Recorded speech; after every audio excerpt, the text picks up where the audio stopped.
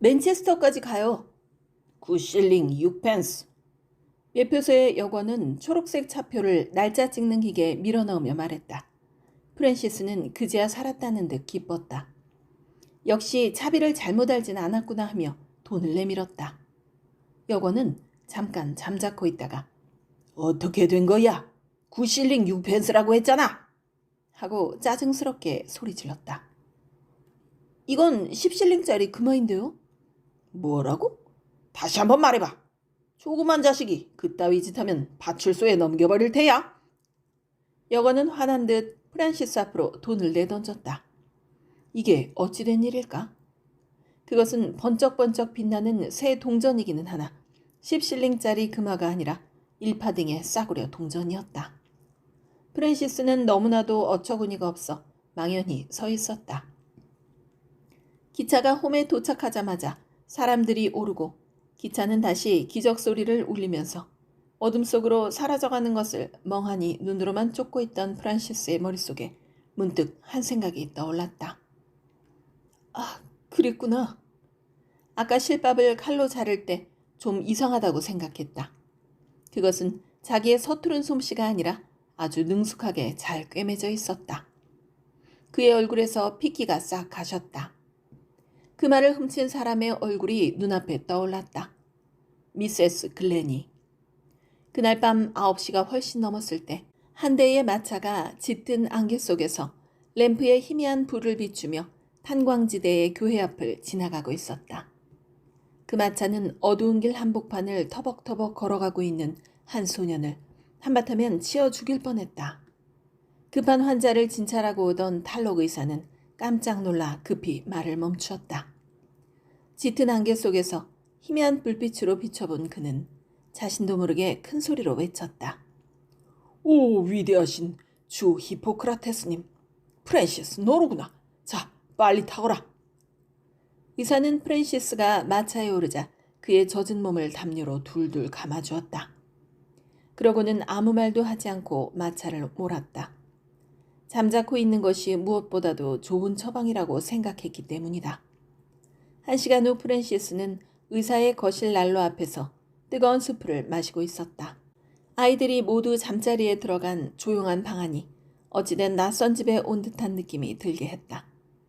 고양이만이 난로 옆에서 웅크리고 앉은 채 이 갑작스런 방문객을 올려다보고 있었다. 소녀는 자기 옆에 두 사람이 있다는 것도 또 그들이 무엇인가 작고 나직한 소리로 이야기하는 것도 전혀 의식하지 못했다. 의사가 청진기를 들고 프랜시스 앞에 앉았다. 너의 기침은 심상치가 않단 말이야. 프랜시스는 미소를 지으려 했으나 되지 않았다. 프랜시스는 의사가 가슴을 헤치고 청진기를 대고 손으로 두드리고 하는 대로 가만히 있었다. 진찰이 끝나자 의사는 딱딱하게 굳은 표정으로 프랜시스를 건너다 보았다. 늘 하던 유모도 어디로 갔는지 그의 얼굴은 몹시 심각했다. 그는 잠깐 자기 아내를 쳐다보고 두툼한 입술을 꽉 깨물더니 느닷없이 고양이를 발길로 찼다. 아주 지독한 놈들이야. 어린아이를 군함 만드는 중노동에 부려먹고 탄광이나 방직 공장에서 사납게 혹사시키면서도 이것이 그리스도교 국가라니. 기막힌 일이지. 정말 나는 내가 이교도라는 것을 자랑으로 여긴다. 그는 무섭게 프란시스를 내려다 보았다. 예, 너 타인캐슬에 있는 친척이 누구랬지? 그 이름을 말해봐라. 베넌이었나? 유니온 주점이었나? 됐다. 그럼 빨리 집에 돌아가서 자거라. 넌 지금 아주 심한 폐렴이 시작되고 있는 거야. 프란시스는 거역할 힘도 없어 시키는 대로 집으로 돌아갔다. 그 후로 일주일 동안 미세스 글램니는 순교자와도 같은 떫은 얼굴을 하고 지냈다. 멜컴은 새로 산 조끼를 입고 있었는데 그것은 백화점에서 10실링의 정가표가 붙어있던 물건이었다. 이 일주일간은 프란시스에게 있어 매우 비참한 날들이었다. 왼쪽 옆구리가 특히 기침을 할 때마다 몹시 아팠으나 그래도 그 아픈 몸을 이끌고 일하러 나가지 않으면 안 되었다. 외할아버지가 여러 가지로 고심하면서 자기를 변명해 준 사람은 희미하게나마 알고 있었다. 그러나 그것은 아무 효력도 없었다. 외할아버지는 때때로 체리 케이크를 몰래 가져다 주었으나 프란시스는 그것이 목으로 넘어가질 않았다. 일요일이 다가왔다. 오후가 되었지만 밖에 나갈 힘도 없었다. 2층 그의 방 침대에서 그는 넋이 나간 사람처럼 멍하니 창밖으로 눈을 던지고 있었다. 갑자기 심장이 크게 두근거리기 시작했다. 한동안 거의 잊어버리고 있었던 그 모자가 이곳으로 다가오고 있는 것이었다. 이 세상에 둘도 없는 그 독특한 모자.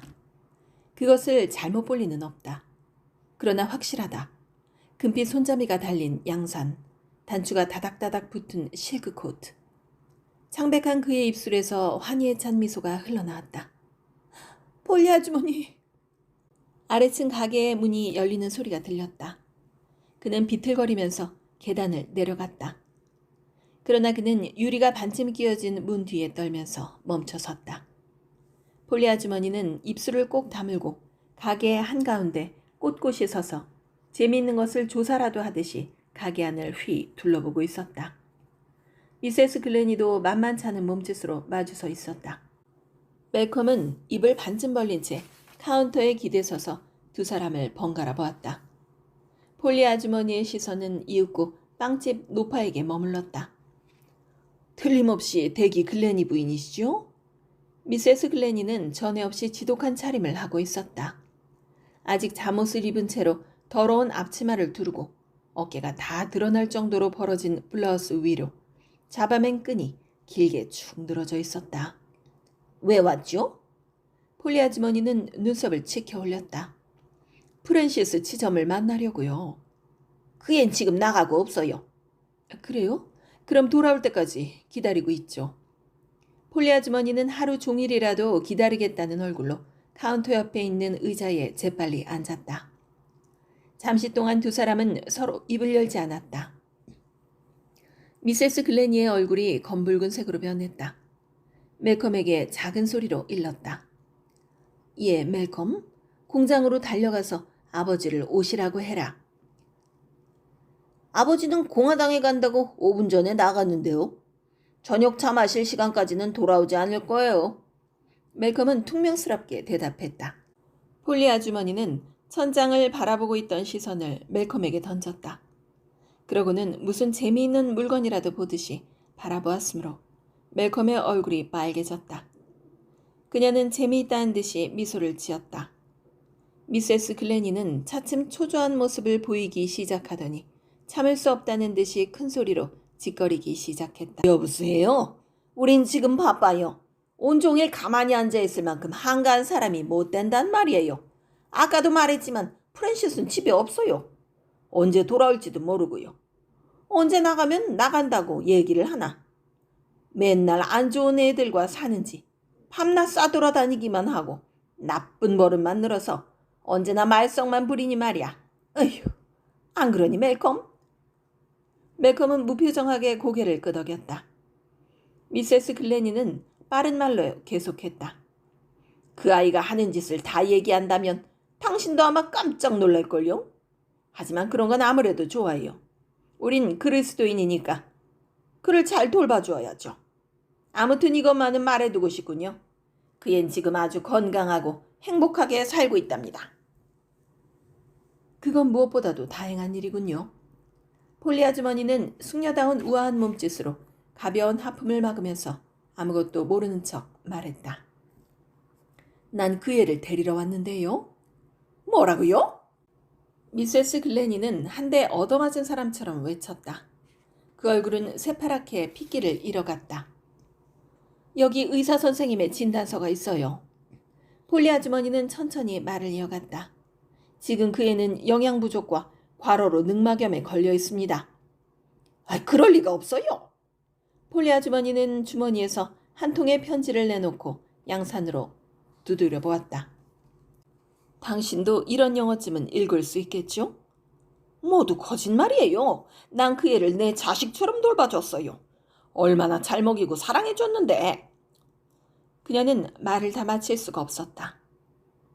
문 뒤에 바싹 붙어서 두근거리는 가슴으로 이야기를 듣고 있던 프랜시스가 낡아빠진 문에 너무나 기대고 있었기 때문에 문이 열리면서 누가 밀식이라도 한 것처럼 두 사람 가운데로 굴러떨어졌던 것이다. 너무 놀랐기 때문에 아무도 입을 여는 사람이 없었다. 폴리 아주머니는 이상할 만큼 침착한 모습으로 입을 열었다. 자, 이리 온 프린세스. 그렇게 떨 거 없다.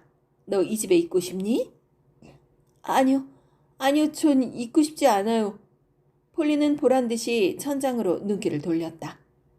자, 그럼 빨리 가서 내 짐을 챙겨오도록 하렴. 챙길 짐도 없는걸요?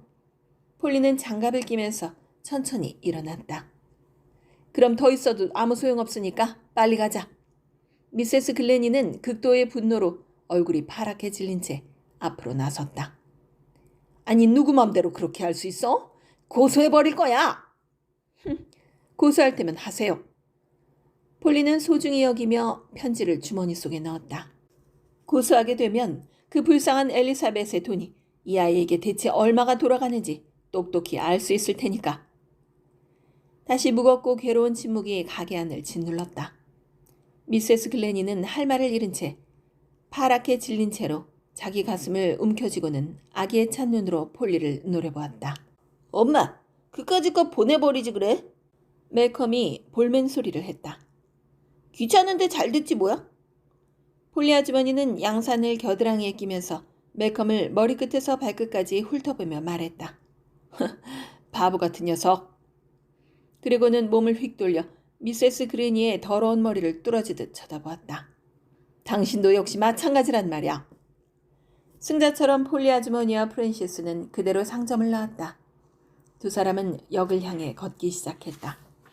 장갑을 낀 폴리의 손이 프랜시스의 커다란 겉조구리를 붙들고 가는 모습은 마치 언제 달아날지 모르는 사로잡힌 동물을 움켜쥐고 가는 것 같았다. 정거장 앞에 왔을 때 그녀는 아무 소리도 하지 않고 비스켓 한 봉지와 기침약을 사더니 모자도 사서 그에게 씌워주었다. 기차 안에서 마주 앉게 되자 폴리는 겨우 다정한 얼굴이 되었다. 새 모자를 귀까지 눌러쓰고 감사와 기쁨에 넘치는 얼굴로 비스킷을 먹는 프랜시스를 애정에 찬 시선으로 바라보던 폴리는 눈을 반쯤 감으면서 중얼거렸다. 그들이 인간이 아니라는 것을 그전부터 짐작은 했다. 그 얼굴만 봐도 알 수 있는 일이거든. 그런 것들에게 너를 맡겼다니 나도 참 바보지. 프랜시스, 내리자마자 머리부터 꽉 잡구나. 서리가 하얗게 내린 추운 아침, 폴리 아주머니가 맥주 회사의 상포가 붙은 타원형 은빛 쟁반에 아직도 지글지글 끓고 있는 베이컨 에그가 담긴 큰 접시와 따끈한 홍차, 그리고 이제 막 구워낸 토스트를 담아 아침을 가져다 줄 때까지 따뜻한 침대에 누워있는 것은 여간 근사한 게 아니었다. 때때로 새벽녘에 불안한 마음으로 잠을 깰 때가 있었다. 그러나 금세 이제는 벨소리 따위에 놀라지 않아도 되는 것을 깨닫고 기쁜 마음으로 다시 따뜻한 이불 속으로 파고들어 누워버리곤 했다. 스위트피 덩굴이 그려진 벽지를 바른 조촐한 침실은 바닥에는 양탄자가 깔려있고 한쪽 벽에는 맥주회사에서 경마에 이긴 기념으로 보내온 경마 그림의 석판화가 걸려 있었다. 다른 벽에는 교황 그레고리의 초상화가, 문 옆에는 성지가 꽂혀있는 작은 성수반이 놓여 있었다. 프랜시스는 이제 옆구리에 아픔이 없어지고 기침도 멎고 뺨에는 다시 살이 오르기 시작했다. 한가하게 누워있는 동안 그는 자신의 앞날에 대해 자주 생각하고 약간 걱정도 되었지만 여하튼 현재의 생활은 매우 만족스러웠다. 10월 말경 유난히 날씨가 좋은 어느 날 아침, 폴리 아주머니는 그의 침대 끝에 걸터앉아 무엇이든 잘 먹어야 한다며 자꾸만 먹기를 권했다. 자, 어서 먹어. 자꾸 먹는 거야. 자꾸 먹어야 가슴 둘레도 커지고 체중도 늘어나지. 접시에는 계란이 셋, 거기에 베이컨까지 곁들여 있었다. 아침밥이 이렇게 맛있는 줄은 오래전부터 잊고 있었다. 무릎 위에 쟁반의 균형을 잡으면서 바라본 아주머니의 모습은 여느 때보다도 더 명랑해 보였다. 과연 폴리 아주머니는 이내 의미 깊은 미소를 지어 보이며 말했다. 소식이 있어. 내가 너무 놀라지 않았으면 알려주고 싶은데. 무슨 소식이에요, 폴리 아주머니? 굉장한 소식이란다. 너는 네드 고모부나 나하고만 있으면 머지않아 곧 심심해지겠지? 그녀는 프랜시스의 얼굴을 쳐다보았다. 그런 일은 없어요. 라고 프랜시스가 말하자 폴리의 따뜻한 갈색 눈은 이내 환하게 웃는다. 그럼 무엇인지 맞춰보렴? 프랜시스는 깊은 애정이 담긴 눈으로 폴리의 얼굴을 올려다보았다. 언제나 변함없이 다정하고 친절한 폴리 아주머니는 정말 좋은 사람이었다. 소박하고 단순해 보이는 넓적한 얼굴, 긴 윗입술과 뺨 옆에 털이 난 사마귀까지 이제는 정이 들어 아름답게 보였다. 난 모르겠는데요. 프랜시스의 호기심을 충분히 자극시켰다는 걸 알자 폴리 아주머니는 만족스럽게 웃으면서 농담을 했다. 영리한 네가 좀 어떻게 된 거 아니냐? 너무 잠만 자서 바보가 됐나 보다. 정말 이곳에 온 후 프란시스는 너무 편하게 지내왔다. 그녀의 집안에 내려오고 있던 폐결핵에 걸리기 쉬운 체질을 염려한 폴리는 프란시스도 같은 병이 아닐까 우려하여 오늘까지 충분한 휴식만을 취하게 했다. 아침 6시까지 자고 일어난 다음에 폴리를 따라 물건을 사러 나가는 것이 고작이었다. 네드 고모부는 대단한 미식가였기 때문에 언제나 타인캐슬에서 제일 좋은 닭고기를 사기 위해 좀 으스대는 모습으로 폴리 아주머니는 시장을 돌아다녀야 했다. 또 물건을 사는 폼도 대단했다. 그녀는 인류 상점의 단골 손님인데 마음에 드는 점원이 자기에게로 오기까지는 아무것도 사지 않고 기다렸다. 폴리 아주머니는 무엇보다도 숙녀다운 우아한 행동을 소중히 여겼다. 태도에서부터 옷차림에 이르기까지. 그것이 좀 지나쳐 읍내의 가장 유명한 양장점에서 맞추었던 그녀의 옷이 가끔 마을 사람들의 웃음거리가 될 때도 있었다. 그러나 그녀는 평판이 좋았다. 그래서 그 독특한 옷차림을 하고 거리를 지날 때면 상당한 인물들에게서 인사를 받는다. 예를 들면 측량기사라든가 위생검사관이라든가 혹은 경찰서장이었는데 이런 사람들이 인사해 올 때 겉으로는 감추려 했지만 그녀의 기뻐하는 모습이란 여간한 것이 아니었다. 저 사람은 말이다. 오스틴 씨인데 철도 회사의 전무님이셔. 고모부의 친구분이지. 아주 훌륭한 분이란다. 인사를 받고 나면 폴리 아주머니는 모자에 달린 새털을 날리면서 프란시스에게 이렇게 속삭이곤 했다. 또한 성 도미니코 성당에 훤칠하게 잘생긴 피츠제럴드 신부가 지나가면서 조용히 친절한 미소를 보일 때면 폴리의 기쁨은 절정에 달하는 것이었다. 매일 두 사람은 성당 앞에서 꼭 발길을 멈추었으며 그때마다 프란시스는 무릎을 꿇고 경건하게 두 손을 모은 채 입술을 가볍게 움직이며 열심히 기도하는 폴리 아주머니의 옆모습을 볼 수 있었다. 그녀는 프란시스에게 한없이 후했다. 튼튼한 구두라든가 책, 사탕, 무엇이든 눈에 띄는 대로 프란시스에게 사주는 것이었다. 가끔 그녀가 낡은 지갑을 열려는 것을 프란시스가 말리기라도 하면 언제나 그의 손을 꼭 잡고 머리를 흔들곤 했다. 고모부는 구두쇠 노릇하는 사람을 제일 싫어한단다. 그녀는 기어코 프란시스에게 자기가 해주고 싶은 것을 다 하고야 말았다. 폴리 아주머니는 네드 고모부의 유니언 주점을 매우 자랑스러워했다. 유니언 주점은 조선소에서 아주 가까운 운하와 제방 모퉁이에 있었는데 그것은 몇 개의 아파트와 석탄을 나르는 배와 새로 생긴 마차역까지 내다볼 수 있는 근사한 곳이었다. 갈색 페인트가 칠해진 2층 집인데 아래는 술을 파는 곳이고 배넌 일가는 그 2층에 살고 있었다. 아침 7시 반이 되면 청소부 매기마군이 와서 가게 문을 열고 혼자 중얼거리며 청소를 시작한다. 그것이 끝나면 시계를 보고는 우유를 가지고 뒷마당에 가서 위핏들에게 아침밥을 주었다. 개는 모두 13마리였다. 이것은 그가 미신 따위는 믿지 않는다는 것을 증명하는 것이다. 그런 일이 끝나면 이윽고 단골 손님 중에서 제일 첫 번째 손님이 들어온다. 첫 손님은 스캔티 마군으로 정해져 있는데 그는 지팡이를 짚고 절룩거리면서 제일 좋은 구석자리에 앉는다. 이어서 조선소의 인부들이 몇 사람 들어오고 밤일을 끝낸 전차 운전사가 한두 사람 들어온다. 그들은 독한 술을 한 잔쯤 마신 다음 맥주를 마시곤 이내 나가버린다. 그러나 스캔티만은 다르다. 신사는 남에게 폐를 끼치는 행동을 하지 않는다. 라고 쓴 낡은 나무 액자가 걸려있는 벽 앞에 온순의 표본인 양 서 있는 네드를 충실한 개가 주인에게 보내는 그런 눈으로 바라보면서 스캔티는 언제까지나 앉아있는 것이었다. 50살이 된 네드는 약간 튀어나온 눈에 살이 오른 얼굴이고 피부색은 누르스름했다.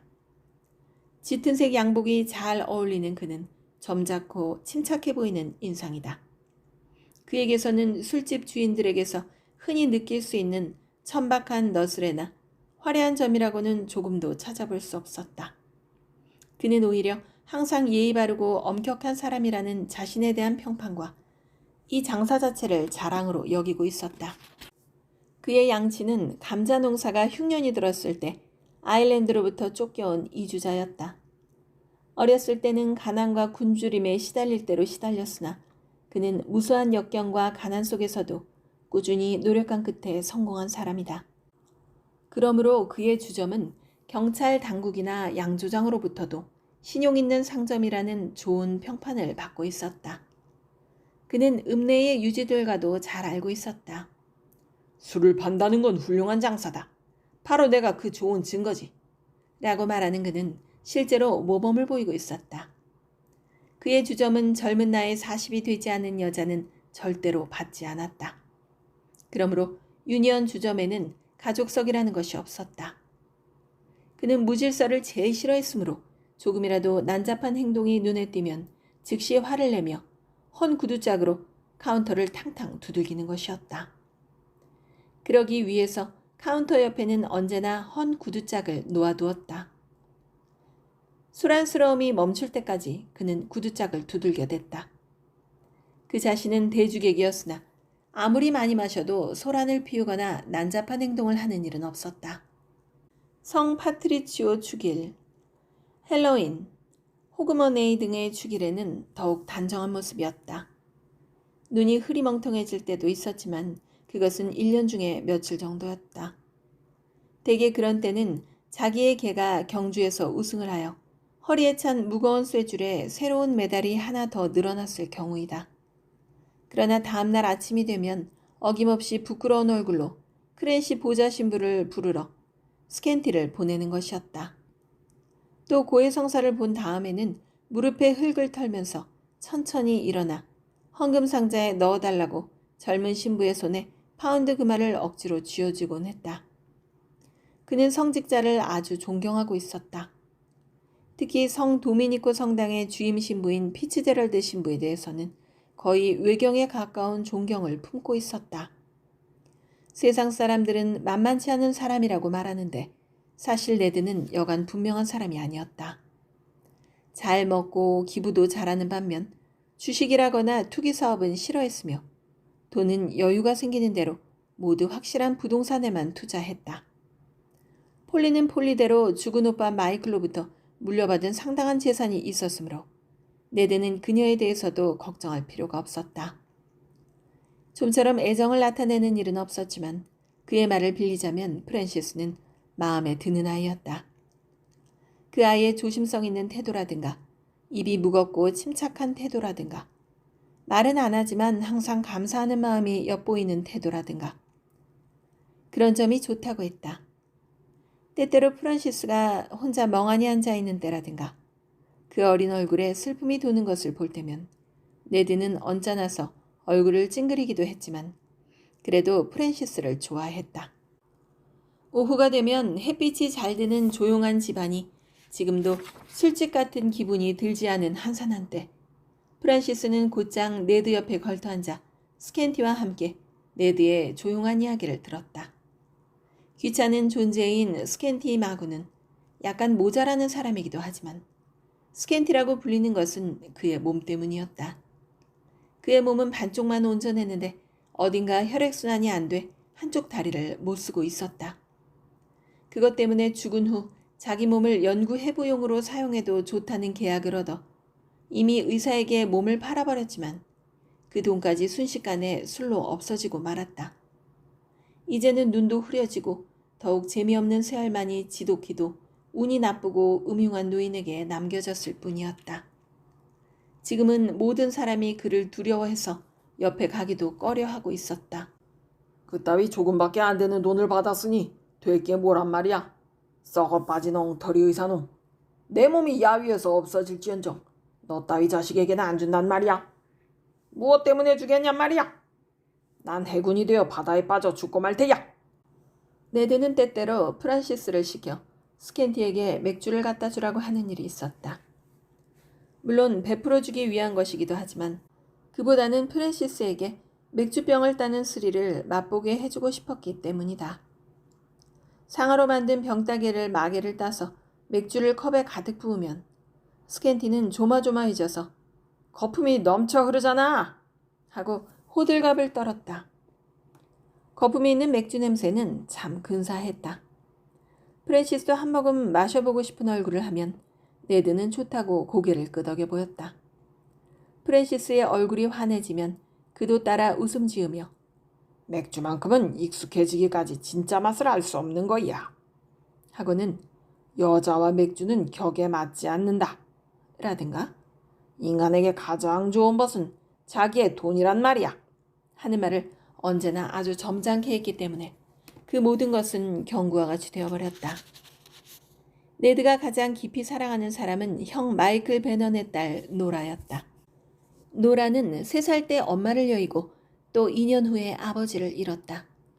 그들 모두가 폐결핵으로 죽었던 것이다.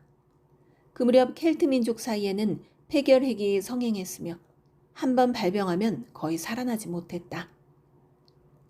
네드는 조카를 애지중지 길러 노라가 13살 되던 해 노썸벌랜드에서 으뜸가는 교육기관인 성 엘리사벳 수녀원에서 경영하는 학교에 입학시켰다. 매달 학비를 보내주는 것이 그에게 가장 즐거운 일이었다. 그리고 그녀의 성장을 다정하고 관대한 눈으로 바라보았다. 노라가 방학이 되어 집으로 돌아오면 그는 완전히 딴 사람이 된다.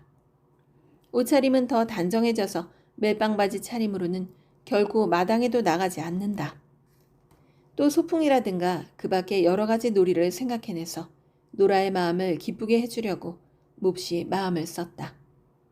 주점에 있을 때도 더 엄격하게 행동했다. 그런데 말이야. 폴리 아주머니는 약간 나무라는 듯 프랜시스의 얼굴을 바라보며 전부 얘기해버려야겠다.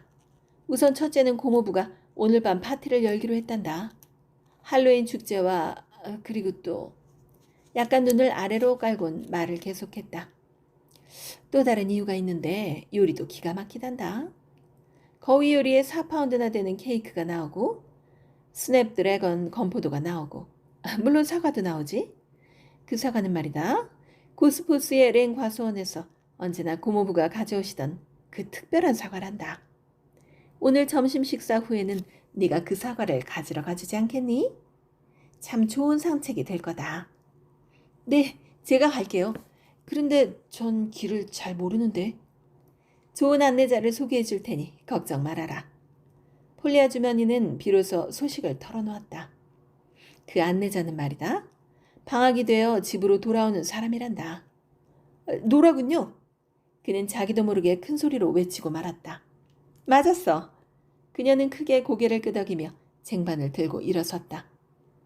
고모부는 노라만 돌아오면 굉장히 기분이 좋아진단다.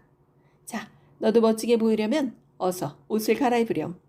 11시에는 정거장으로 마중 나가야 하니까. 폴리가 나가자 프랜시스는 알 수 없는 부끄러움에 얼굴이 붉어졌다. 노라가 돌아온다는 이 뜻하지 않은 소식에 그는 어리둥절하기도 했으며 마음이 조마조마해졌다. 지금까지 프랜시스는 그녀를 잊지 않고 있었다. 이제 그녀와 곧 다시 만나게 된다는 사실은 부끄러움과 함께 그리움이 뒤섞인 묘한 감정을 가져다 주었다. 가슴이 두근거리며 얼굴이 더욱 빨개지는 것을 느끼자 그는 벌떡 일어나 서둘러 옷을 갈아입기 시작했다. 프랜시스와 노라는 오후 2시쯤 집을 나섰다. 클러몬트의 교회까지는 전차를 타고 거기서부터는 커다란 바구니를 함께 마주잡고 한적한 시골길을 걸어갔다. 노라와는 4년 만에 처음으로 만나는 것이다. 왠지 프랜시스는 노라를 만난 후부터 혀가 굳어버린 듯이 아무 말도 할 수 없었다.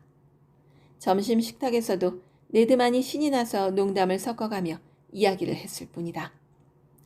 지금 둘만 있게 되자 프랜시스는 괴로울 정도로 부끄럽기만 했다. 기억 속의 노라는 어린아이에 불과했다. 그런데 지금 짙은 감색의 긴 스커트에 흰 블라우스를 입은 그녀는 며칠 안 있어 15살이 된다고 하지만 완전히 어른으로 변해 있었다. 그래서 서먹서먹한 기분이 둘 사이를 가로막고 있는 것 같아 말을 걸기가 어려웠다. 더욱이 그녀의 조그마한 얼굴은 표정이 자주 변했기 때문에 무엇을 생각하고 있는지도 알 수 없었다. 화가 난 것처럼 보이다가 금세 대담한 눈초리를 해보이는가 하면 갑자기 부끄러워하는 표정으로 바뀌어버렸다.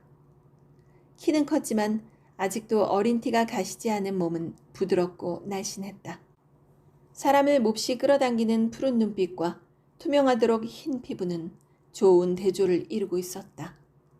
바깥 공기가 차가운지 그 눈에 푸른 빛이 더해지고 조그만 코도 발그스레하게 물들었다. 때때로 바구니의 손잡이에서 그의 손이 노라의 손에 닿기도 했다. 그때의 짜릿한 느낌은 놀랍고 감미로웠으며 가슴을 뛰게 만들었다. 그 손은 그가 이제까지 알지 못했던 황홀한 미지의 것이었다. 그는 혀가 더욱 굳어지고 그녀의 얼굴을 보는 것마저 어려워졌다. 그러나 노라는 가끔씩 이쪽 얼굴을 보면서 웃고 있는 것 같았다. 금빛 가을은 이미 지나갔으나 숲은 아직도 빨갛게 불타고 있었다. 프랜시스에게는 나무와 들판과 하늘이 이처럼 생기 있어 보인 적이 없었다. 이 모든 자연은 그의 마음속에 노래를 불러주고 있는 것 같았다. 갑자기 노라가 마구 웃어대면서 머리를 뒤로 젖히고 달리기 시작했다.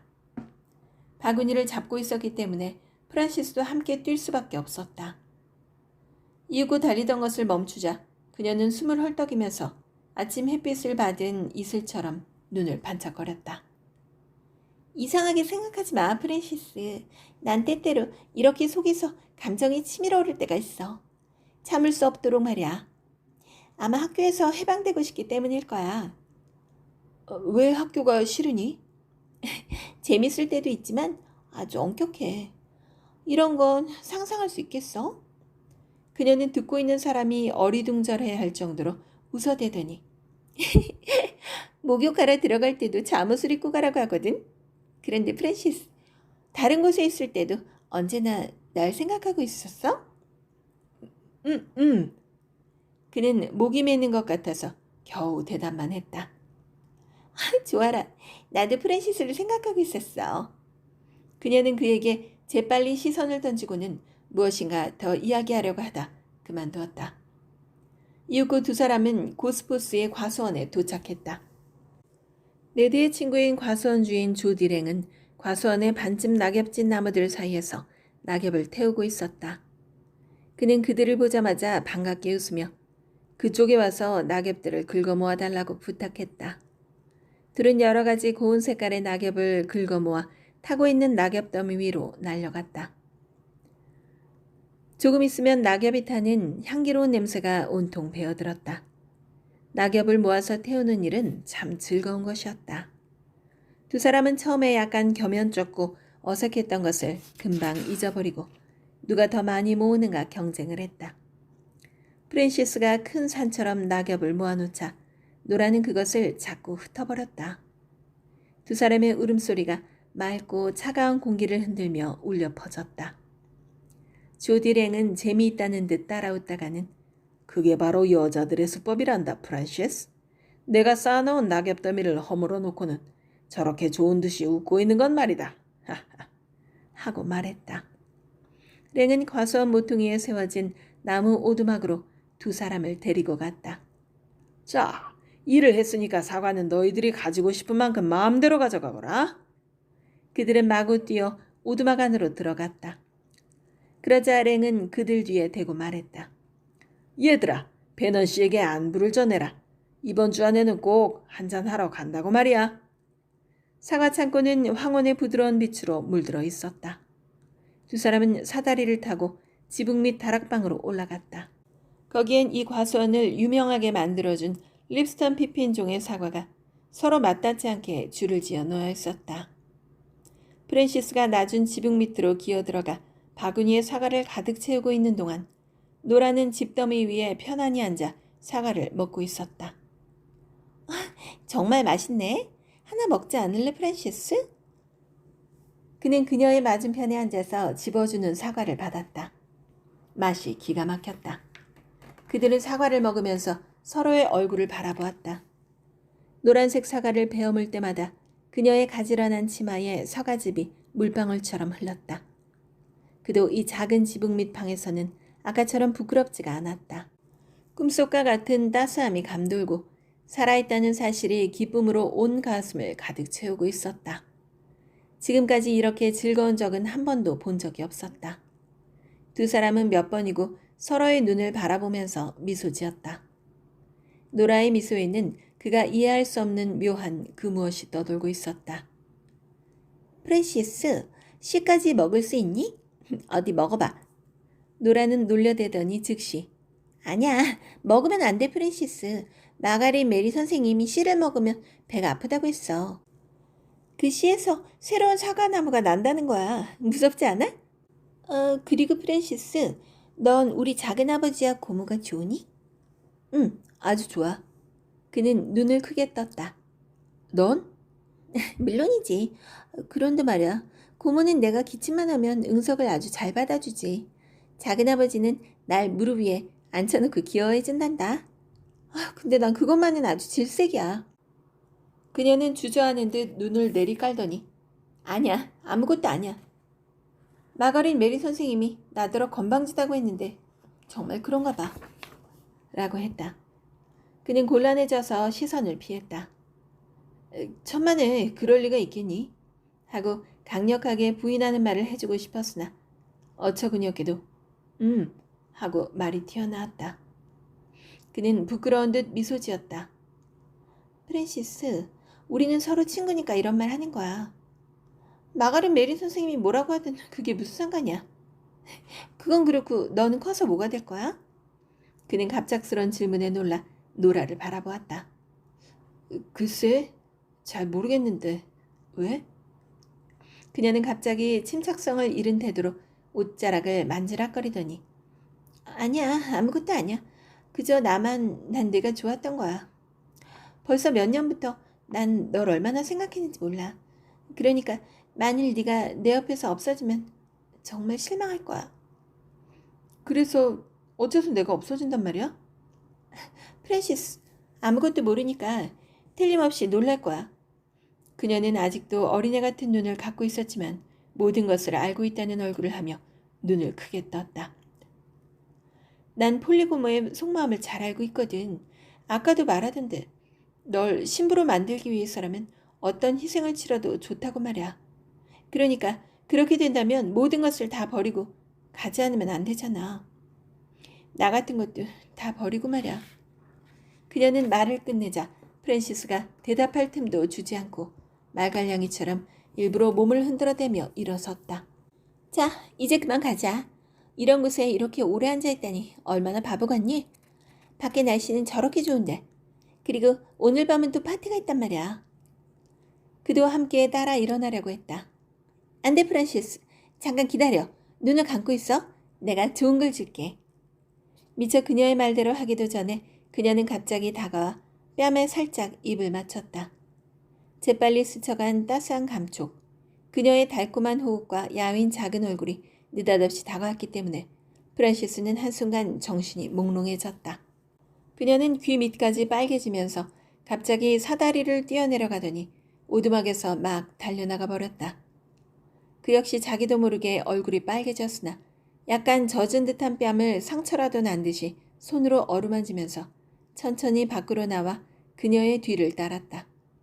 심장이 마구 뛰는 소리가 귀에까지 들려오는 것 같았다. 그날 밤 헬로윈 파티는 7시에 끝이 났다. 네드는 군주와 같은 특권을 사용해서 여느 때의 폐점 시간보다 5분 일찍 주점의 문을 닫았다. 두세 사람의 특별한 단골 손님 외에는 모두 나가달라는 정중한 인사를 해야 했다. 손님들은 모두 2층 객실로 안내되었다.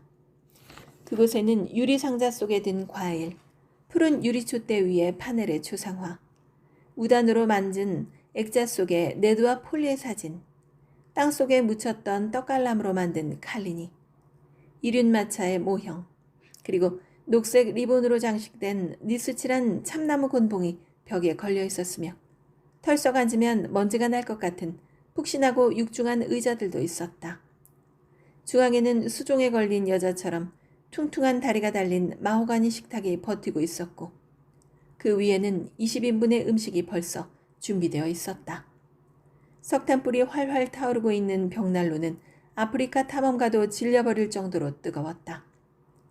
또 어디에선지 구운 닭고기의 맛있는 냄새가 가득 풍겨나오고 흰 모자에 하얀 앞치마를 두른 매기마구는 눈이 돌아갈 정도로 바쁘게 뛰어다니고 있었다. 그 혼잡한 방에는 젊은 크랜시 신부와 티어스 길포일, 근처 상점 주인들, 시가철도 회사의 전무인 오스틴 부처와 그 자녀들, 그리고 물론 네드와 폴리, 노라와 프랜시스가 있었다. 시끄러운 속에서도 네드는 기쁨으로 빛나는 얼굴로 6펜스짜리 담배를 물고 친구인 길포일에게 계속 무엇인가 명령하고 있었다. 테디어스 길포일은 안색이 창백하고 평범하며 늘 가벼운 코감기를 달고 다니는 30대 청년이었다. 그는 가스회사의 사원이었으나 회사에 나가는 길에 베랄거리에 있는 네드가 세워놓은 집들의 집세를 받아주기도 하고 성 도미니코 성당의 일을 도와주기도 했다. 어떤 일을 시켜도 신뢰할 수 있는 진실한 청년으로서 아무리 싫은 일이라도 군소리 없이 다 해대는 그는 네드의 말을 빌리자면 자진해서 그 모든 일을 맡고 나설 정도의 사나이였다. 그는 남에게 반대 의사를 표시하는 일이 없었다. 또한 자기가 무엇을 혼자 생각하는 법도 없었다.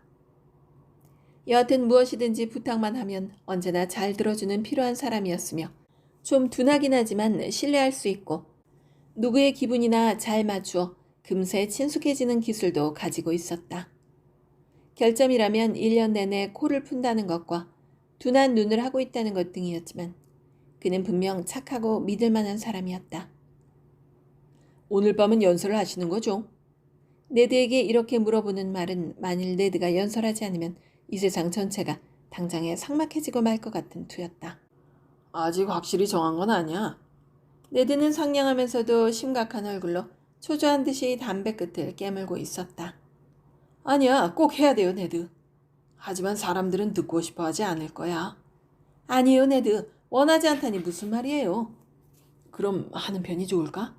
물론이죠. 손님들은 꼭 해주기를 바라고 있어요. 제법 아는 체 하는 말투였다. 그래? 그럼 의무란 말이지. 의무죠, 네드. 또 연설을 잘하잖아요. 네드는 완전히 기분이 좋아져서 담배를 입에서 굴리고 있었다. 폴리의 지시로 헬로윈 파티에 서곡인 아이들의 춤이 시작됐다. 커다란 접시 안에 불타고 있는 브랜디 속에서 건포도를 서로 꺼내는 놀이가 시작되었고 이어서 큰 그릇 속에 띄워놓은 사과를 포크로 물고 집어올리는 놀이를 했다. 7시가 되자 어릿광대 한 무리가 들어왔다.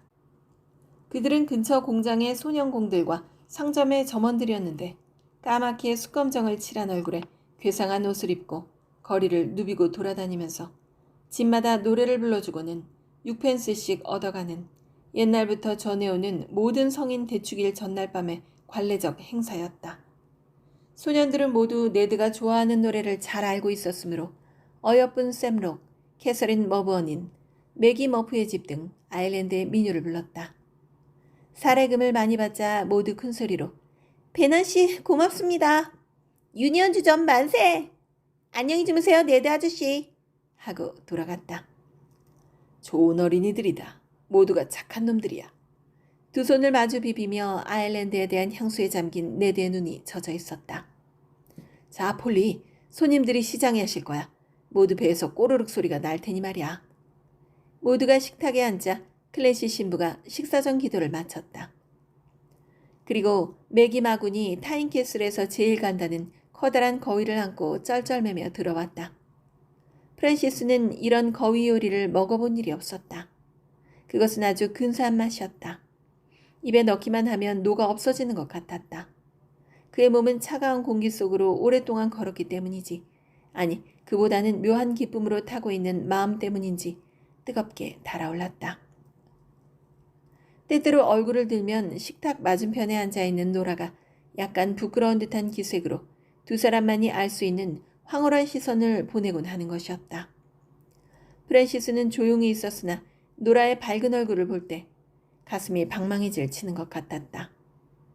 이 행복한 날, 두 사람 사이에 맺어진 은밀한 정은 그에게 있어 기적과 같은 것이었으며 한편 고통이기도 했다. 식사가 끝나자 네드는 갈채를 받으며 천천히 일어섰다. 그는 한쪽 손을 겨드랑이 밑에 놓고 연설할 자세를 취했으나 몹시 상기된 얼굴로 불안해 보였다. 신부님을 비롯한 신사숙녀 여러분, 오늘 저녁은 정말 감사합니다. 저는 원래 말재주가 없습니다만. 다만 나는 생각하고 있는 것을 그대로 말하고 말한 그대로를 생각하는 사람입니다. 나를 에워싸고 있는 친구 여러분이 행복하고 만족해하는 것을 보고 나는 무엇보다도 기쁨을 느낍니다. 좋은 친구와 좋은 맥주. 이것은 어떤 사람도 싫어하지 않습니다. 어릿광대 무리가 함께 들어왔다가 그대로 남아있던 스캔디 마군이 문에 서서 그의 말을 막았다. 베넌 씨 만세! 거위 뼈다귀를 흔들으며 계속 외쳤다. 당신은 훌륭한 사람이요. 네드는 조금도 동요하지 않았다. 큰 인물에게는 누구나 추종자가 있는 법이었다. 그는 말을 계속했다. 마군 부인의 주인 양반이 내게 벽돌을 집어던졌을 때도 말씀드린 바와 같이 이때 와하하하 하고 웃음이 터졌다. 저는 이 자리에서 말씀드리고자 하는 바가 있습니다. 저는 죽은 우리 안사람의 조카를 얼마 전 데려왔어요. 그래서 바로 이 자리를 빌려 이 사실을 알립니다. 이것은 우리에게는 대단한 기쁨인 동시에 또한 자랑이기도 합니다. 일제히 박수가 터졌다. 그러는 가운데 폴리의 말소리가 들렸다. 인사를 하는 거야, 프랜시스. 그에 대해서는 길게 말하지 않겠습니다. 과거는 과거에서 묻어버립시다. 그러나 제가 말씀드리고자 하는 것은 다만 이 아이를 좀 보아주십사 하는 것입니다. 그리고 처음에 우리 집에 데려왔을 때의 이 아이와 현재의 아이를 비교해 보십시오. 또다시 박수가 터져 나왔다. 나는 이 자리에서 자화자찬 따위를 하려는 게 아닙니다. 하나님에 대해서도 인간에 대해서도 아니 짐승에 대해서도 나는 공평과 정의를 원하는 자입니다. 만일 미심쩍은 점이 있다면 제발 우리 집 개들을 보아주십시오. 좀 오랫동안 네드는 잠자코 있었다. 아마 이야기의 실마리를 잃은 것 같았다. 우리가 프란시스를 데려왔을 때 저는 저에게 이렇게 말했습니다. 이 아이는 여간 똑똑한 아이가 아니니까 카운터 뒤에서 심부름을 시켜가며 나를 돕게 할까? 아니다. 천만의 말씀입니다. 클랜시 신부님 앞이니까 말입니다만 우리는 그런 인간이 아닙니다. 폴리와 나는 충분히 의견을 나누었죠. 이 아이는 아직 나이가 어립니다. 하지만 심한 학대를 받아왔죠. 그러나 이 아이의 장래는 여간 촉망되지 않습니다. 그리고 무엇보다도 이 아이는 죽은 제 안사람 오빠의 아들입니다. 그래서 학교에 넣기로 의견을 모았습니다. 둘이서 마음을 합하면 어떻게든 뒤치다거리를 해나갈 수 있을 거라고 말입니다. 신부님을 비롯한 신사숙녀 여러분, 저는 이의 긍지를 가지고 이 기쁜 소식을 알려드리는 바입니다. 프랜시스는 다음 달에 출발합니다. 바로 홀리웰로. 연설의 결론으로 자랑스럽게 그 이름을 말하고 네드는 요란한 박수를 받으면서 땀에 흠뻑 젖어 자리에 앉았다. 느릅나무 그늘은 깨끗이 깎아낸 홀리웰의 잔디 위에 길게 뻗어 있었다. 북쪽의 6월 저녁은 한낮과 같이 밝았다. 해가 늦게 지고 또 바로 아침이 되므로 오로라는 번쩍이는 모습을 아주 잠깐 창백한 하늘에 나타낼 뿐이었다. 프랜시스는 철학연구원 회원으로 선출된 이래 로렌스 허드슨, 안셀모 밀리와 함께 천장이 높은 작은 공부방을 공동으로 사용하고 있었다. 지금 그는 열어놓은 창가에 걸터앉아 있었다.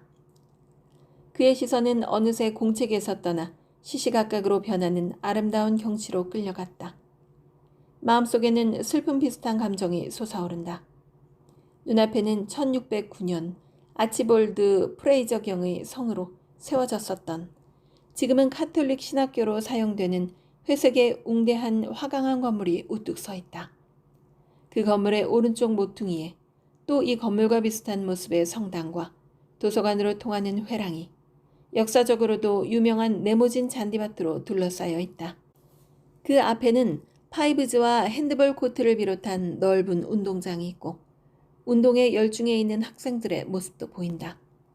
그 너머로 스틴차 강이 은빛으로 흐르고 넓은 목장에는 뿔 없는 폴드 앵거스종의 검은 소들이 한가히 풀을 뜯고 있었으며, 더 멀리에는 아름다운 참나무와 떡갈나무 숲 사이로 양치기의 하얀 오두막이, 톱날처럼 높고 낮은 파란 그램피언 산줄기가 안개 속에 희미한 그림자처럼 떠오르는 것을 배경으로 한편의 유화처럼 서 있었다. 프랜시스는 자기도 모르게 한숨을 내쉬었다. 눈보라가 치던 그날 두운역에서 열차를 갈아탔던 일, 미지의 세계를 앞에 놓고 겁에 질렸던 신입생 시절, 해미씨 맥납 신부 앞에서 면접시험을 치르던 일, 모두가 바로 어제 일처럼 떠오른다. 러스티 맥 신부가 책상 저편에 웅크리고 앉아 곱슬곱슬한 붉은 눈썹 밑에 소름이 끼칠 정도의 무서운 눈으로 힐끗 바라보았을 때의 일은 지금도 뚜렷이 기억에 남아있다. 모두가 어제 일처럼 또렷한데 이제 한 학기만 끝나면 홀리웨를 졸업하게 된다. 그의 시선은 다시 분수 옆에 자갈길로 던져졌다. 거닐고 있는 학생들의 모습이 눈에 띄었다. 신학교에서 늘 볼 수 있는 광경의 하나였다. 그래서 어떻다는 말인가? 저들은 대부분 이곳을 졸업하면 스페인의 산모랄레스 신학교에 갈 것이다. 그들 가운데는 같은 방에 있는 친구 두 사람도 끼어 있었다. 안셀모 밀리는 그의 특징인 풍부한 표정으로 한 손을 친구의 팔에 걸고 다른 한 손은 열심히 흔들고 있었다. 프레이저 특별 장학금을 탄 학생답게 의젓한 행동이다. 그들 뒤에서 학생들에게 에워싸여 걷고 있는 것은 깡마르고 키가 큰, 얼굴색이 가무잡잡한 타란트 신부다. 진지하면서도 냉소적이고 기품이 있긴 하지만 프랜시스와는 인연이 먼 사람이었다. 이 신부의 모습을 본 순간 그는 얼굴이 굳어졌으나 어쩔 수 없었다. 시선을 돌려 창문턱에 놓아둔 공책 위에 펜을 들고 쓰기 시작했다. 약간 찌푸려진 이마살, 건강해 보이는 갈색 뺨과 깊고 맑은 갈색 눈동자. 18세의 청년으로서 이제 그의 체격도 건장하고 늠름해졌다. 순수함이 그의 신체적 매력을 더욱 두드러지게 했고 때묻지 않은 애처로운 태도 때문에 자주 굴욕당할 수밖에 없었다.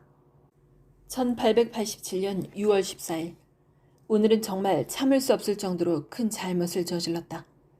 그 사실을 이 역겨운 일기장에 적어 타란트 신부에게 복수를 하지 않고서는 내 직성이 풀리지 않는다.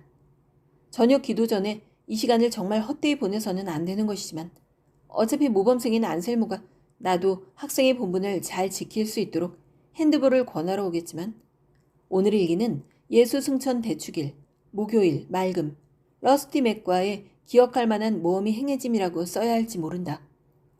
그러나 그렇게 해서는 마음이 편치 못하다. 부학장 타란트 신부가 우리 집안의 훌륭함과 나의 진실함을 인정해서 명령했던 일기 기록에 나도 어디까지나 충실해야 할 테니까. 며칠 전 강의가 끝난 다음이었다. 타란트 신부는 느닷없이 다음과 같이 말했다. 지점, 일기를 써라. 물론 공개적으로 발표하기 위한 건 아니다. 양심의 규명을 위해서 말이야. 넌 부당한 정도로 정신적인 완고함에 시달리고 있어. 그러나 마음을 솔직히 털어놓을 수 있다면 그 버릇을 고치게 될지도 모르지. 라고 했다. 물론 나는 바보처럼 얼굴이 빨개졌고 속으로 욱하고 치밀어 오르는 것이 있었다. 시키신 것을 제가 하지 않을 것 같아 이런 말씀을 하십니까? 타란트 신부님? 신부는 깡마르고 얼굴이 검었으며 코끝은 누가 집어넣은 것처럼 뾰족했다. 신부는 두 손을 수단 소매 밑에 깊이 넣고 나의 이야기 따위는 완전히 무시한 것처럼 나를 보려고도 하지 않았다. 나에 대한 혐오를 숨기려 하는 것 같았다. 3년 전에 신부가 이 학교로 온 후부터 신부의 주위는 안셀모를 중심으로 많은 숭배자들이 생겨났다. 그러나 나는 그들과 같이 신부의 모험을 흉내내고 싶지는 않았다. 이것이 그가 나를 심하게 대하는 이유라고 생각하는 것은 내 지나친 자만심일까? 하나이며 진정한 사도적인 교회에 대해서 신부가 이야기한 후에 내가 말한 것을 아직 잊지 않고 있는지도 모른다. 나는 그때 이렇게 말했다. 신부님, 종파란 것은 우연히 생겨난 것이니까 하나님께서는 그리 중요하게 여기시지 않으리라고 생각합니다만 모두가 너무나도 어이가 없다는 듯 잠자코 있는 동안 신부도 어처구니가 없다는 듯이 잠자코 있더니 차갑게 내뱉었다. 지점, 너는 굉장한 이단자가 될 것 같다. 적어도 내게는 결코 하나님의 부르심 따위는 없을 것이라는 그 결론만은 두 사람의 의견이 같다고 생각된다. 아직 18살의 애송이 주제에 나는 이렇게 건방지고 잘난 체하고 글을 쓰고 있다. 하기야 이것이 젊은이들이 흔히 가질 수 있는 허세인지도 모른다. 타인캐슬의 일이 마음에 걸린다. 귀향이 겨우 여름 4주일 뿐이니 타인캐슬과 거리가 멀어지는 것도 어쩔 수 없는 일이다. 휴가가 짧다는 것은 이 홀리웰의 엄격한 규칙이다. 성소를 굳히기 위해서는 좋을지 모르나 그것은 지나치게 마음을 졸이는 일이다. 네드 고모부는 나에게 편지를 보낸 일이 없다. 홀리웰에 온 후 3년 동안 아저씨가 내게 보낸 것이라고는 뜻하지 않은 때 보내준 엉뚱한 선물밖에 없다. 이곳에 와서 첫 겨울 배로 보내준 엄청나게 큰 호두보따리와 지난번 큰 상자에 넣어 보내준 바나나가 그것이다. 그 바나나는 3분의 1이 지나치게 익어버려서 신부님들을 비롯해 학생들 모두가 집단 배앓이를 겪었다. 그러므로 네드 고모부로부터 아무 소식도 없다는 것은 별로 이상할 게 없지만 폴리 아주머니의 편지는 내 마음을 편치 못하게 만들고 있다. 늘 써서 보내던 폴리 아주머니의 특유의 이웃 간의 이야기가 요즘에 와서는 주로 기후가 어떻다는 식의 무미건조한 이야기를 나열하고 있기 때문이다. 물론 노라는 아무것도 알려오지 않고 있다. 그녀는 1년에 한 번 정도 바닷가에서 5분 만에 써버린 것 같은 그림 엽서를 보내주었을 뿐이다. 노라, 나는 그 사과 창고에서 하와와 같던 너의 모습을 영원히 잊을 수가 없다. 내가 있기 때문에 나는 귀향을 이렇게도 기다리고 있어. 다시 한번 코스포스까지 함께 걸을 기회는 없을까? 내가 어른이 되는 것을, 너의 모순덩어리인 성격이 자라는 것을 나는 숨을 죽이며 지켜보고 있다. 나는 너의 민첩하고 수줍어하고 그러면서도 대담하고 예민한 약간의 건방져 보이는 명랑함과 천진난만함, 그 모두를 좋아해. 지금 내 앞에는 폴리 아주머니와 내 흉내를 내면서 가느다란 팔을 허리에 대고 파란 눈을 빛내며 춤을 추던 너의 매혹적인 얼굴이 떠오르고 있어. 너의 모든 것을, 가느다란 몸을 떨다가 큰 소리를 내면서 울어버리는 신경질까지도. 그게 얼마나 인간답고 싱싱한 것인지 감탄하고 있는 거야. 결점이 많지만 솔직하고 다정스러운 너는 나도 모르는 사이에 남을 아프게 해버리고는 이내 후회하는 마음으로 얼굴을 붉히며 그 사람에게로 달려가지. 나는 침대 안에서 커다랗게 눈을 뜬 채 널 생각하고 있어. 너의 또렷한 영상, 갸냘픈 몸매가 내 눈앞에 어른거린다. 프란시스는 여기까지 쓰다가 얼굴을 붉히면서 마지막 줄을 지워버렸다. 그러나 솔직하게 다시 쓰기 시작했다. 둘째로 나는 내 장례식에 대해서도 제멋대로 생각하고 있다. 나는 지금 내 신분에 맞지 않는 교육을 받고 있어. 이제 홀리웰에 있는 것도 앞으로 한 학기뿐이야. 천연스러운 얼굴을 하고 유니언 주점으로 돌아가야 할 것인가? 나는 이제 더 이상 네드 고모부에게나 폴리 아주머니에게 부담을 줄 수는 없어. 나는 여러 가지 야심으로 머리가 복잡해. 폴리 아주머니에 대한 애정과 넘치는 감사의 마음을 어떻게 해서라도 갚아드려야 한다고 생각해. 그런데 아주머니의 최대의 염원은 내가 신부가 되는 것이야. 또한 이 학교와 같이 학우의 거의 대부분이 성직자에 종사하게 되는 환경에서 같은 길을 선택하지 않는다는 것은 여간 어려운 일이 아니야. 누구나가 모두 같은 행동을 취하고 싶어하는 법이지. 타란트는 그렇다 쳐도 맥납 신부는 나 같은 자도 좋은 신부가 될 줄로 생각하고 있는 듯해. 그 신부가 가진 기민함과 친구와도 같이 사람을 선동하는 버릇과 하나님처럼 인내심이 강한 점이 내게 그것을 느끼게 해주어.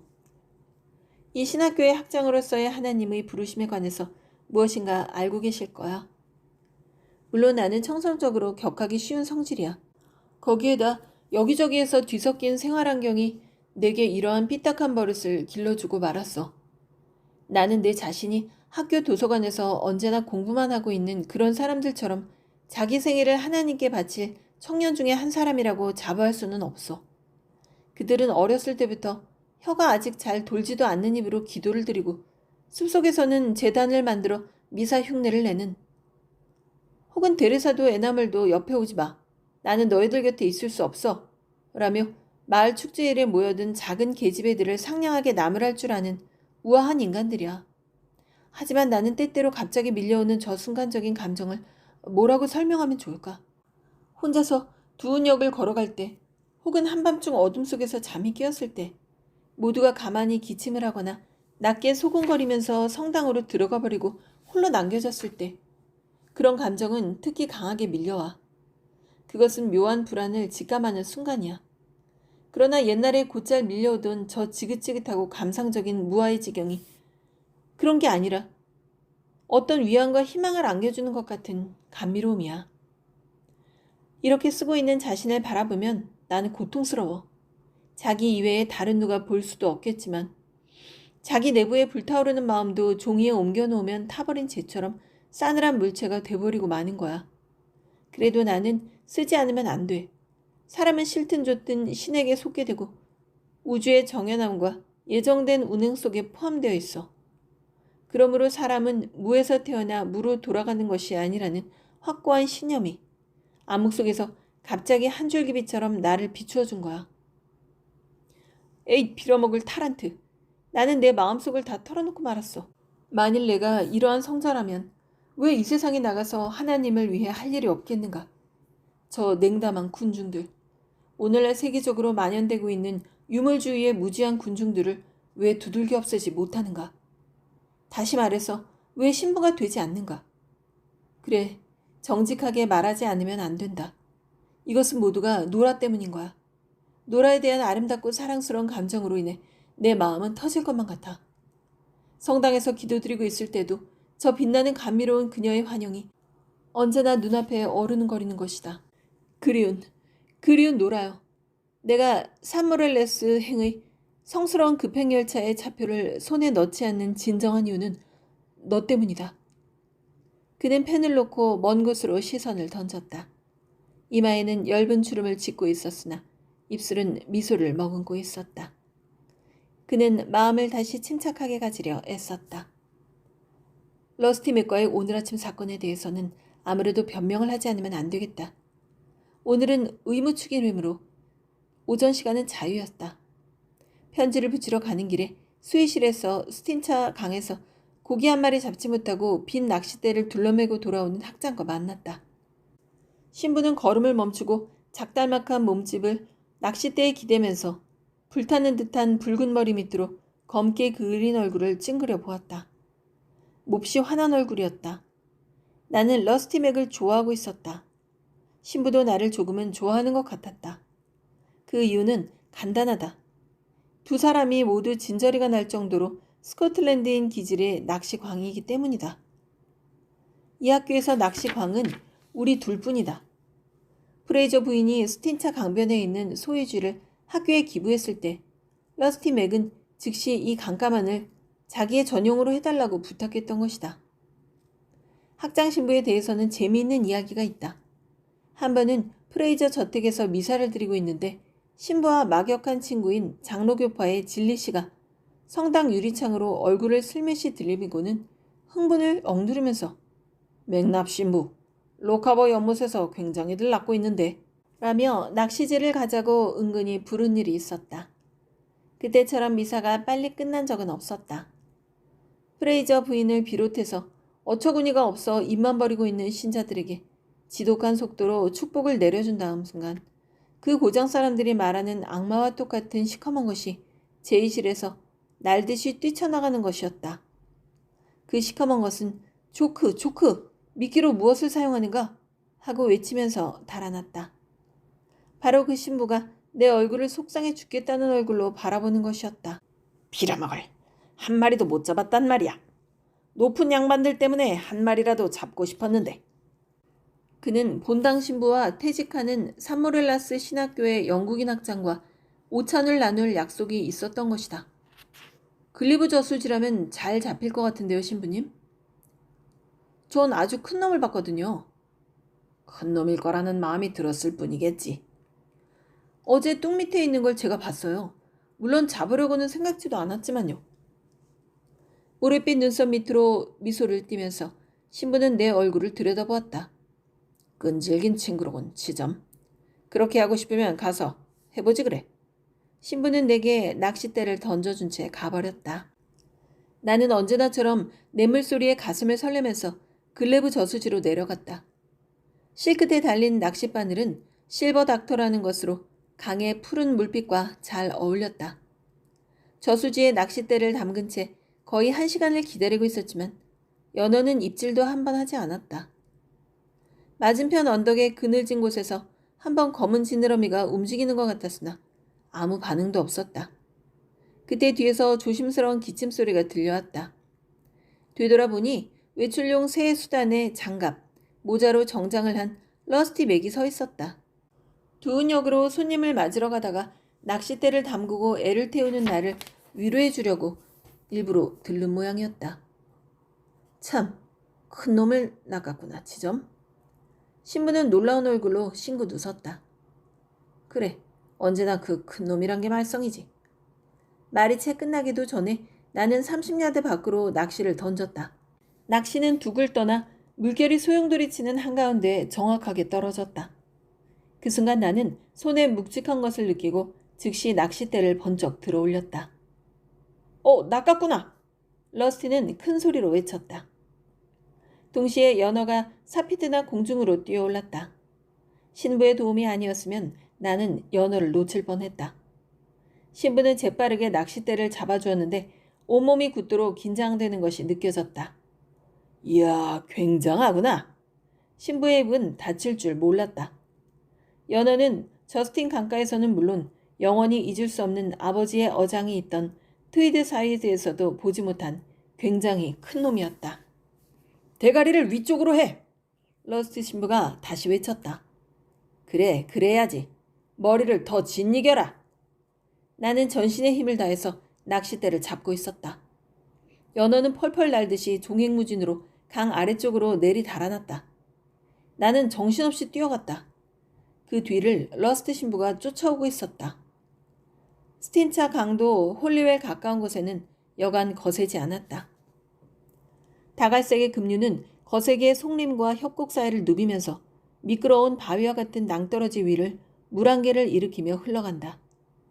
10분 후에는 신부도 나도 반마일이나 강 아래쪽으로 달려온 후였으므로 몹시 지쳐 있었다. 그러나 아직도 연어와의 씨름은 끝나지 않았다. 이봐, 눌러라, 눌러! 러스티 신부는 너무나도 외쳐대서 목이 쉬어버리고 말았다. 이 바보야, 그렇게 깊은 곳에 넣어서는 놓친단 말이야.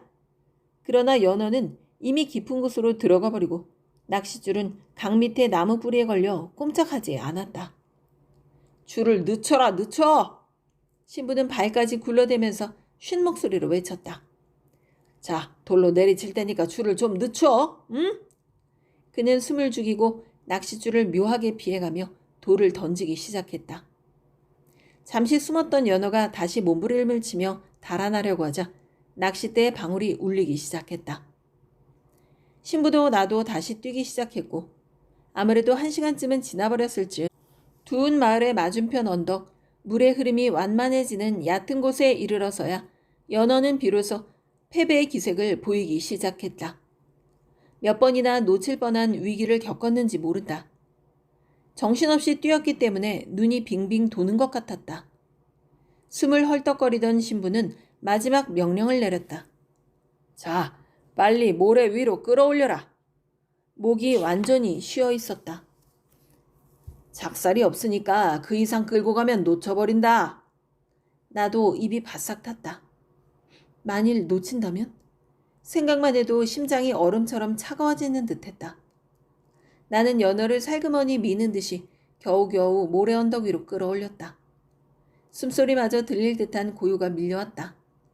신부는 한쪽 손으로 연어의 지느러미를 잡더니 멋진 솜씨로 풀밭에다 던졌다. 파란 풀밭에 던져진 40파운드 이상이나 되어 보이는 연어는 실로 굉장한 것이었다. 활처럼 휜 등어리에 아직도 물벌레가 꿈틀거리고 있었다. 기록이다, 기록! 신부는 정신 나간 사람처럼 마치 노래를 부르듯 외쳐댔다. 42파운드가 확실해. 기록해두자. 신부는 나를 얼싸안고는 넌 정말 훌륭한 낚시꾼이야 하고 외쳤다. 바로 그때 강 건너 단선 철로로부터 기관차의 기적 소리가 은은하게 들려왔다. 러스티 신부는 입을 딱 벌렸다. 아차, 큰일 났다. 뭉게뭉게 연기가 솟아오르고 두운역 근처에 있는 장난감 같은 빨간 신호기가 아래로 툭 떨어졌다. 그 순간 완전히 자신을 되찾은 신부는 주머니에서 시계를 꺼냈다. 큰일 났다, 큰일 나서 지점. 그 목소리는 이제 홀리웰 학장 신부의 것이었다. 저것이 주교님이 타고 있는 기차란다. 궁지에 빠진 것이 분명했다. 5분 후에 귀빈들은 역 플랫폼에서 내릴 텐데 이곳에서 5마일이나 되는 곳이다. 그러나 스틴차 강만 똑바로 건너간다면 역은 바로 눈앞에 있는 것과 다름없다. 신부의 심각한 눈길이 스틴차 강가 두운역 사이를 몇 번 오르내리더니 무엇을 결심한 듯 빠른 말씨로 명령했다. 연어는 점심 식탁에 통째로 쪄내라고 하자. 자, 빨리 돌아가. 그리고 로세 아내와 소금기둥 이야기를 기억하거라. 어떤 일이 있더라도 뒤를 돌아보아서는 안 된다. 그러나 나는 뒤돌아보지 않고서는 견딜 수가 없었다. 강이 굽어진 곳에 이르자 나는 소금기둥이 되어도 좋다는 비장한 각오를 하면서 관목 사이로 뒤를 되돌아보았다. 그때 러스티 신부는 막 강으로 들어가고 있었다. 수단을 벗어 주교의 지팡이처럼 높이 쳐든 다음에 물속을 걸었으나 다음 순간 헤엄을 쳐서 순식간에 건너편 언덕에 이르렀다. 신부는 화음급히 옷을 주워 입고는 다가오는 열차를 향해 전속력으로 달리기 시작했다. 나는 너무나 우스워 풀밭에서 떼굴떼굴 뒹굴었다. 머리 위에 올려놓았던 검은 수단뭉치. 물론 그것은 영원히 잊지 못하겠지만 그보다도 그 기발한 작전 뒤에 숨어있는 대담한 배짱이다. 저 학장신부라면 인간의 육체를 보고 얼굴을 찡그린다든가 여자의 형체를 무턱대고 파렴치한 것이나 되는 것처럼 고개를 돌려버리는 고고한 심신가들과는 다른 무엇이 있으리라 생각했다. 밖에서 발소리가 나 프란시스는 쓰던 것을 멈추었다. 문이 열리고 허드슨과 안셀모가 방에 들어왔다. 얼굴이 좀 검은 편이고 조용한 허드슨은 의자에 앉아 신을 바꿔 신었다. 안셀모는 손에 들고 있던 편지를 내밀었다.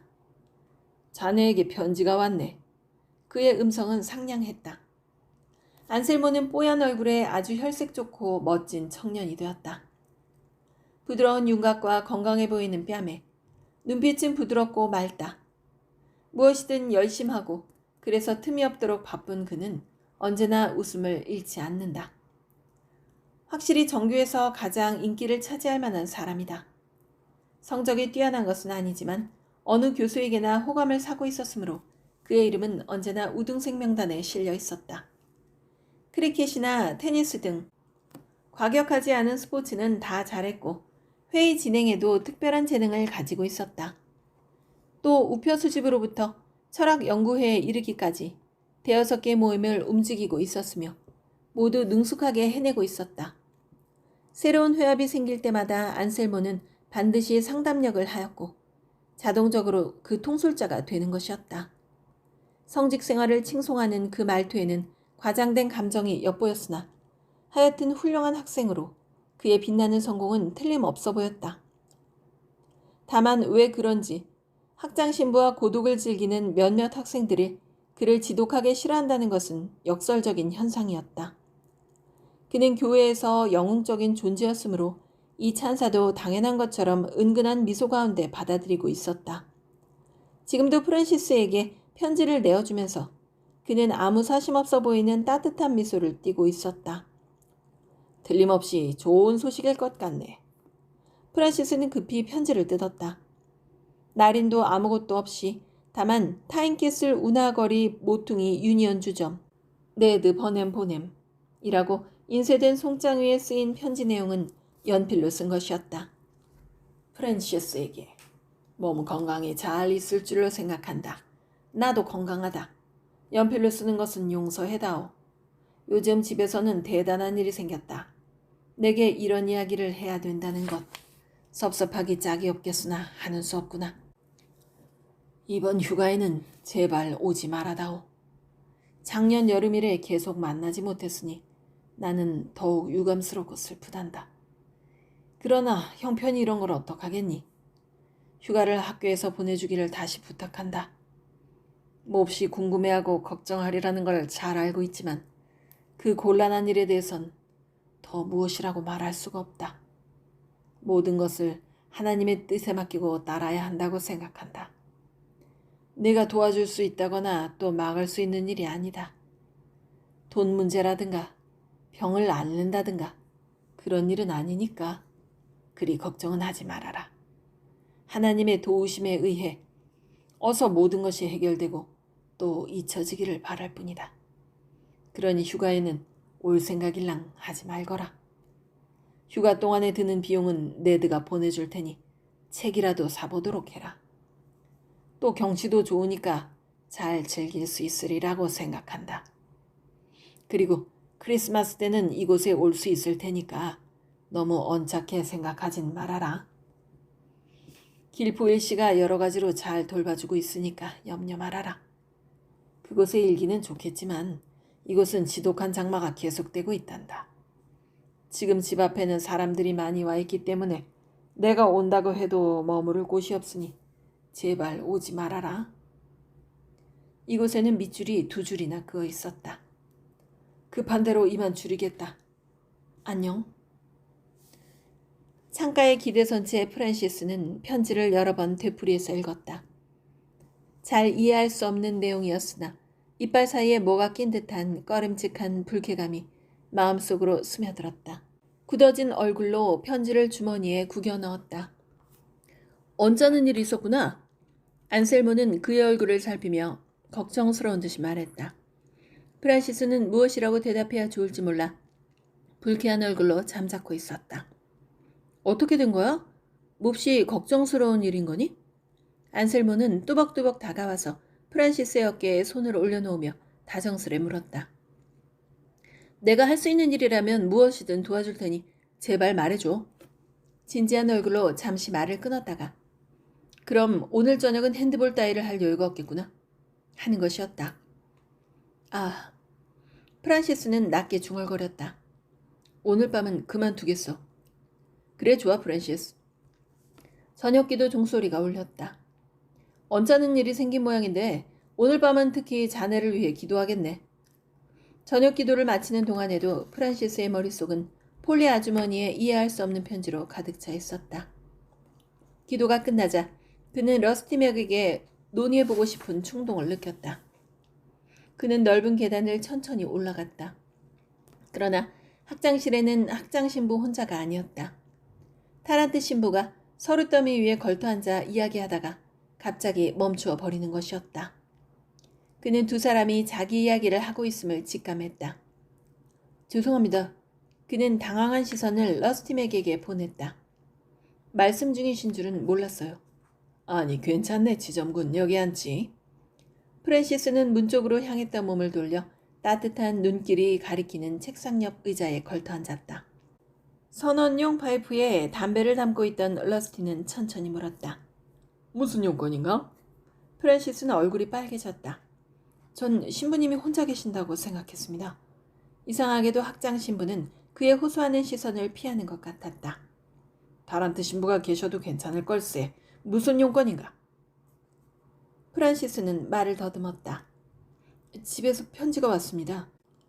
들어올 때는 편지까지 보여드리겠다는 생각이었으나 타란트 신부가 있었기 때문에 그냥 이야기만 계속했다. 무슨 영문인지는 모르겠습니다만 이번 휴가엔 집에 오지 말라는 겁니다. 몹시 실망했겠군. 정말 그렇습니다. 더욱이 마음에 걸리는 것이 있어서요. 어떻게 하면 좋을지 망설여집니다. 신부님 생각은 어떠십니까? 대답이 없었다. 학장 신부는 어깨에 두른 케이프를 꼭 여미면서 파이프를 만작거릴 뿐이었다. 학장 신부는 학생에 관한 일이라면 다 잘 알고 있었다. 특히 지금 옆에 앉아있는 이 학생은 몹시 마음에 드는 아름다운 영혼을 지니고 있는 완고할 만큼 정직한 젊은이였다. 누구에게나 실망이란 건 있는 법일세, 프란시스. 그 어느 때보다 다정함이 넘치는 약간 슬픔을 띤 듯한 음성이었다. 타란트 신부와 나도 실망한 일이 생겼었다네. 스페인 신학교로 정근 명령을 받은 거야. 학장 부학장으로 나란히 가는 거지. 프란시스는 아무 말도 할 수 없었다. 산 모랄레스로 간다는 것은 주교가 되기 위한 준비 단계로서 누구나 부러워하는 영전이었다. 그러나 러스티 맥 신부는 조금도 기뻐하지 않고 있음이 분명했다. 프란시스는 반사적으로 타란트 신부의 얼굴을 훔쳐보았다. 그의 무표정한 옆 얼굴은 아무 반응도 보이지 않았다. 누구보다도 홀리웰의 푸른 숲과 스틴차 강의 급류를 사랑하던 러스티 맥 신부에게 건조한 아라곤 평원지대는 쓸쓸한 이국 땅일 뿐이니까. 러스티 맥은 다정하게 미소를 지었다. 난 언제까지나 이곳에 있겠다고 마음속에 다짐하고 있었다네.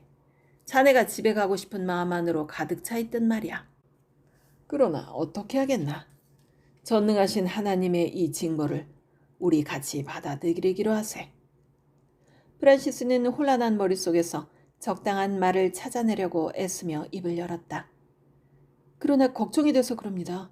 무슨 일인지 확실히 알고 도움을 받고 싶습니다. 러스티 신부는 묵묵히 앉아만 있는 타란트 신부에게 눈길을 돌렸다. 타란트 신부는 어떻게 생각하오? 타란트 신부는 어둠 속에서 몸을 일으키며 말했다. 저의 경험으로는 복잡한 일은 건드리지 않고 돼가는 대로 섭리에 맡겨두는 것이 가장 좋은 해결책이었습니다. 더 이상 더 할 말이 없었다. 학장 신부는 책상 위에 전기 스탠드에 불을 켰다. 어두운 서재가 갑자기 밝아지고 상담도 그것으로 끝이 났음을 알려주고 있었다. 프란시스는 일어섰다. 그리고 두 사람을 향해 섰으나 마음만은 학장 신부를 향해 말했다. 신부님이 스페인으로 가신다는 것은 정말 유감스럽습니다. 학생들 모두가, 아니 저는 정말 외로울 겁니다. 학교 쪽에서 또 만나게 될 테지. 희망과 애정이 깃든 음성이었다. 프란시스는 대답을 하지 않았다. 우뚝 선 채로 복잡한 감정이 엇갈리면서 꽉 막혀오는 마음으로 눈길을 돌리다가 그는 우연히 책상 위에 펼쳐놓은 편지를 보았다.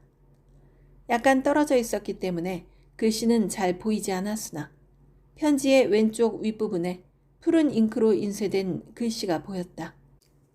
급히 시선을 돌렸으나 성 도미니코 성당 타인키스를 잃어버린 후였다.